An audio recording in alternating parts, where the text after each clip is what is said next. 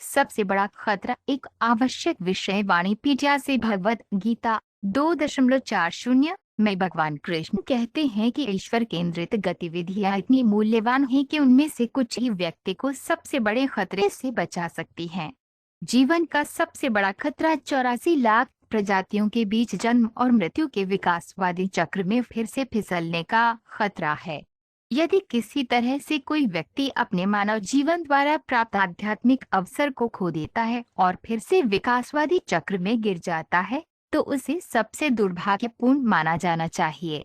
श्री प्रभुपाद की पुस्तकें, व्याख्यान, वार्तालाप और पत्र इस आवश्यक विषय की व्यापक प्रस्तुति प्रदान करते हैं, जैसा कि वाणी कोट्स ग्रेटेस्ट डेंजर श्रेणी में देखा गया है।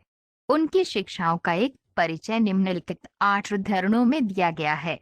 श्री प्रभुपाद की शिक्षाओं से उद्धरण भगवत गीता में कहा गया है कि भक्ति सेवा का थोड़ा सा कार्यान्वयन व्यक्ति को सबसे बड़े खतरे से बचाता है। सबसे बड़ा खतरा आत्मा का एक शरीर से दूसरे शरीर में स्थानांतरण है और केवल भगवान की भक्ति ही इस प्रक्रिया को रोक सकती है। वैदिक साहित्य में कहा गया है, हरिमिना नमृतिम तरंती, भगवान की दया के बिना कोई जन्म और मृत्यु के चक्र को नहीं रोक सकता। भगवद गीता में कहा गया है कि केवल भगवान की दिव्य प्रकृति और उनकी गतिविधियों, उनके प्रकट होने और गायब होने को समझकर ही कोई व्यक्ति मृत्यु के चक्र को रोक सकता है और उनके पास वापस जा सकता है। श्रीमद्भागवत 21 मार्च 18। यदि मृत्यु के समय भक्त अपना नाम जैसे कृष्णदास या गोविंद दास याद रख सके, तो उसे सबसे बड़े खतरे से बचाया जा सकता है। इसलिए दीक्षा के समय नाम बदलना आवश्यक है। कृष्ण चेतना आंदोलन इतना सूक्ष्म है कि ये किसी भी तरह कृष्ण को याद करने का अच्छा अवसर देता है। श्रीमद्भागवत 6.2-32। कभी कभी कोई अभ्यासी वैष्णव सिद्धांतों से विचलित हो जाता है और ऐसी संभावना होती है कि वे गिर सकता है, लेकिन कश्यप मुनि ने सोचा कि भले ही कोई वैष्णव सिद्धांतों का अभ्यास करते समय गिर जाए, फिर भी वे हारा नहीं है। यहाँ तक कि एक पतित वैष्णव भी बेहतर परिणाम का पात्र है, जैसा कि भगवत गीता में पुष्टि की गई है। स्वल्पम अप्य अस्य धर्मस्य त्रायते महतो भयात्। थोड़ी सी सीमा तक भी वैष्णव सिद्धांतों का अभ्यास व्यक्ति को भौतिक अस्तित्व के सबसे बड़े खतरे से बचा सकता है।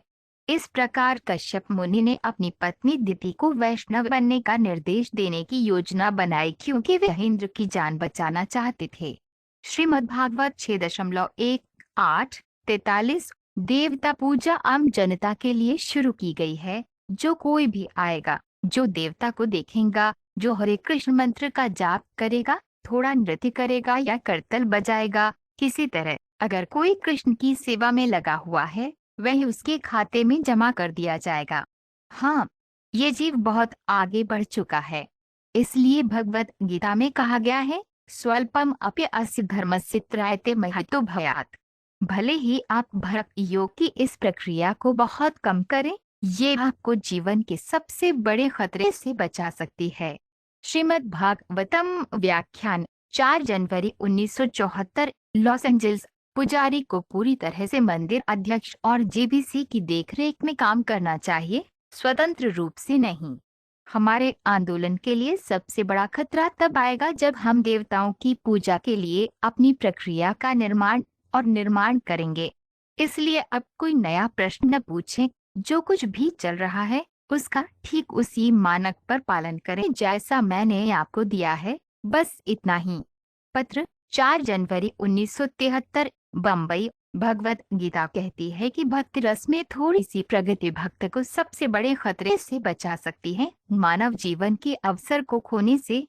सामाजिक जीवन में, पारिवारिक जीवन में या परोपकारिता, परोपकार, राष्ट्रवाद, समाजवाद, साम्यवाद आदि के बड़े पारिवारिक जीवन में हमारी भावनाओं से प्राप्त रुपये इस बात की गारंटी नहीं देते कि किसी का अगला जीवन मनुष्य के रूप में होगा।